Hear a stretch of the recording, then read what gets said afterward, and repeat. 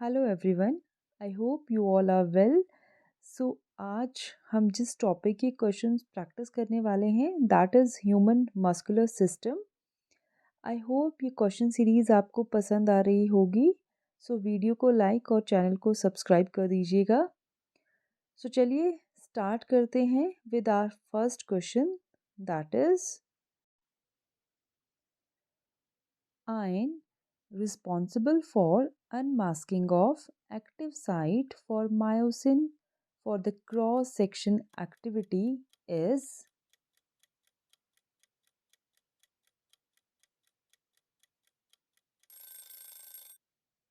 So the correct option is calcium.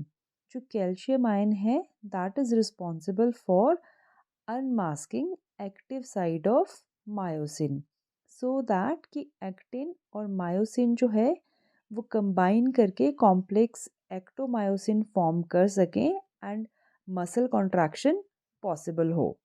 Clear. और एक्टोमायोसिन को dissolve करने के लिए फर्दर फिर एटीपी रिक्वायर्ड होता है सो दैट कि वो फिर सेपरेट हो पाए। ठीक है। So calcium ion is very important in muscle contraction. Next question is which of the following muscular disorder is inherited? Is it tetany, muscular dystrophy, arthritis and botulism?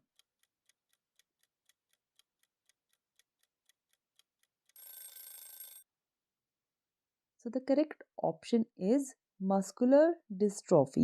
ये जो disorder है मसल्स का that is inherited. Actually ये X linked recessive disorder है।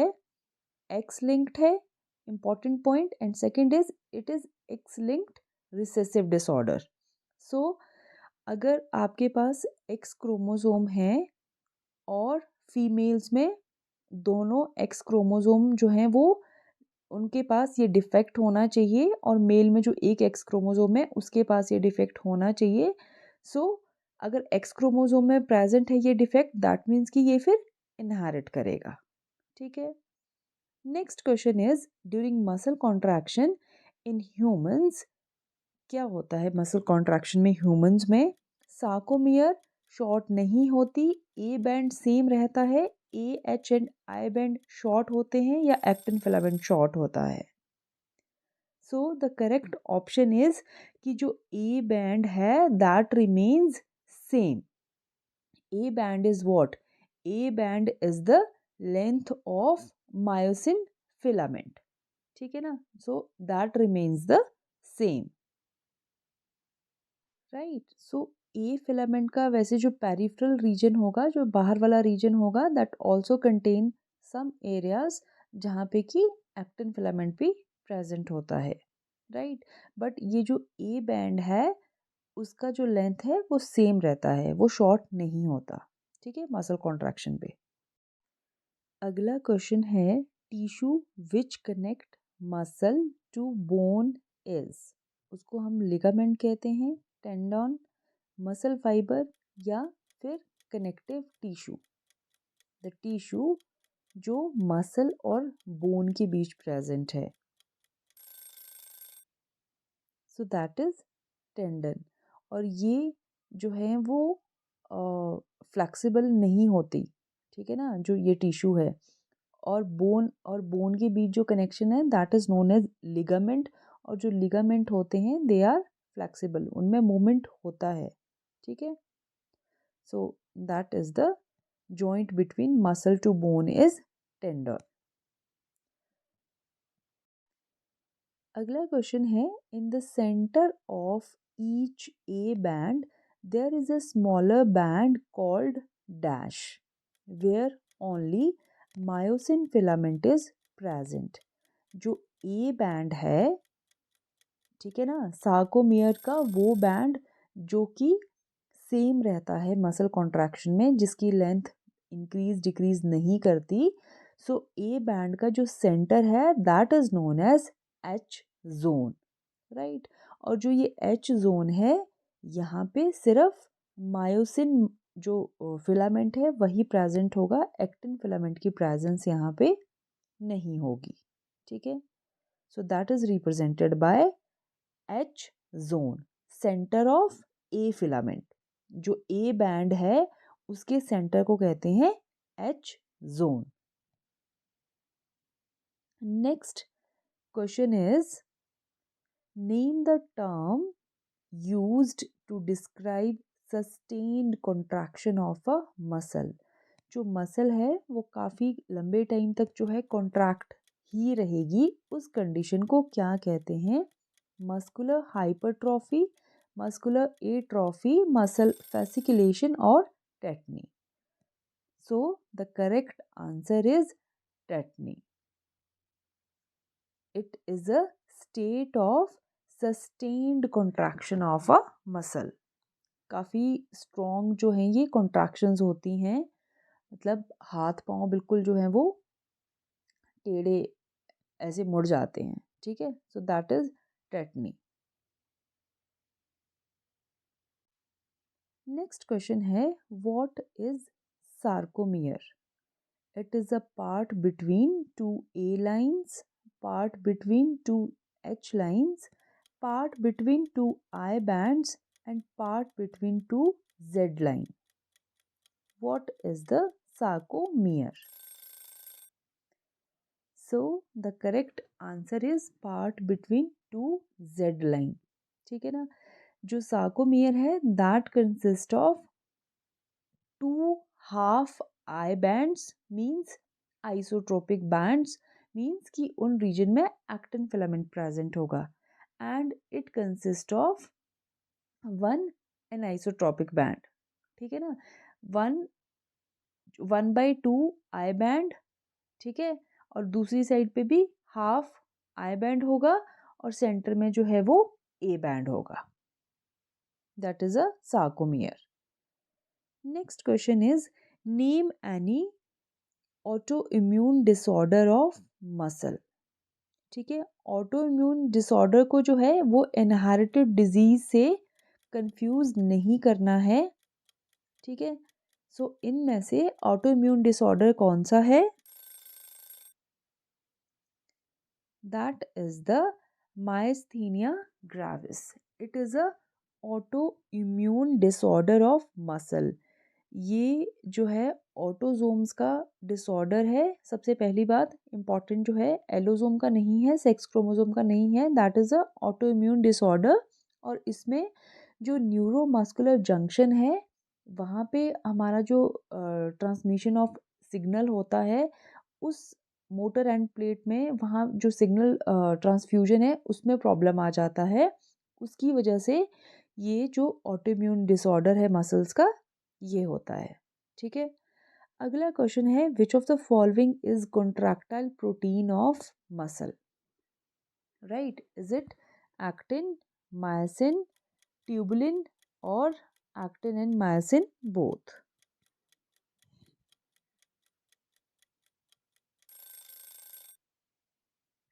So the correct answer is actin and myosin both।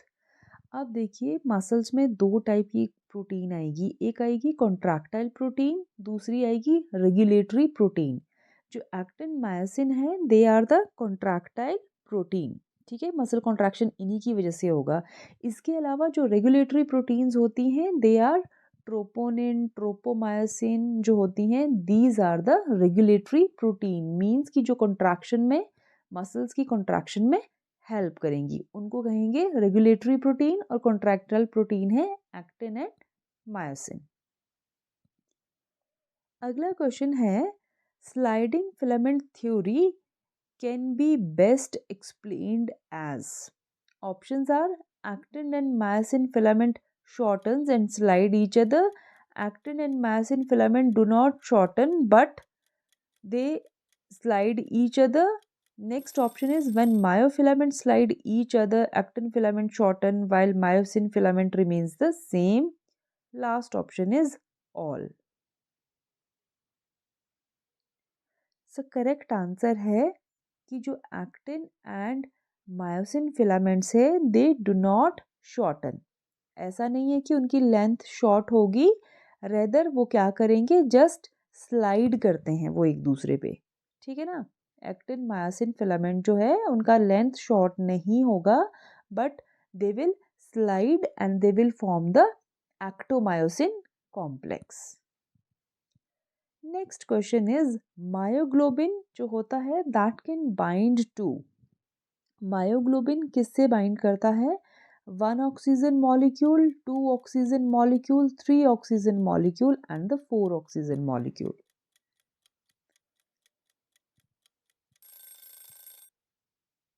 सो इसका correct answer है कि जो मायोग्लोबिन है that can bind to only 1 oxygen molecule. Myoglobin muscles में ऑक्सीजन स्टोर करता है और जब रिक्वायरमेंट होता है मसल्स का तो उसको ऑक्सीजन भी प्रोवाइड करता है। इसका अगर हम ग्राफ देखें सो दैट इज हाइपरबॉलिक, ठीक है ना। जो ऑक्सीजन डिसोसिएशन कर्व का देखते हैं वो सिग्मॉइड एस शेप्ड आता है, बट मायोग्लोबिन का जो ग्राफ है that is hyperbolic. Clear? So it can only bind to the 1 oxygen molecule.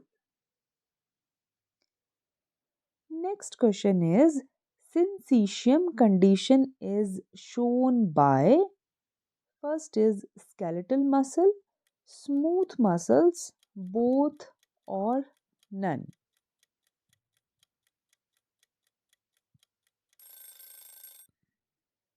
अब देखिए सबसे पहले जो इसका करेक्ट आंसर है that are the skeletal muscles. सबसे पहले देखो सिंसीशियम कंडीशंस होती क्या हैं?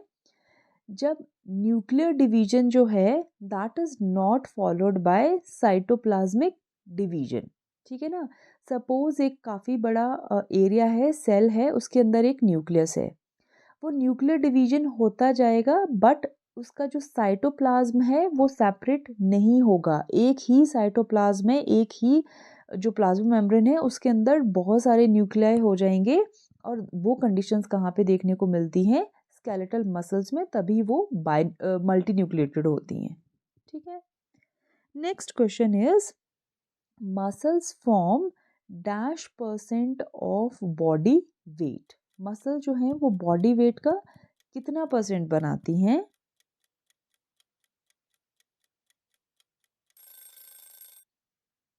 करेक्ट आंसर इज 40 to 50%, ठीक है ना। मीन अगर आपका जो बॉडी वेट है वो 100 kg है तो मसल्स कितनी होंगी? 40 to 50 kg जो हैं वो सिर्फ आपकी बॉडी में मसल का ही वेट आएगा, ठीक है। तो मसल जो हैं ऑलमोस्ट आप ये लगा लो कि जितना भी आपका बॉडी वेट है उसका 50% जो है वो मसल है। आप 70 kg हो दैट मीन्स कि 35, ठीक है ना, 30 to 35 आपका जो है वो बॉडी वेट जो आएगा that is only due to muscles. Next question is muscles are ectodermal हैं ओरिजिन में, एंडोडर्मल हैं, मीजोडर्मल हैं या नन ऑफ द अबव?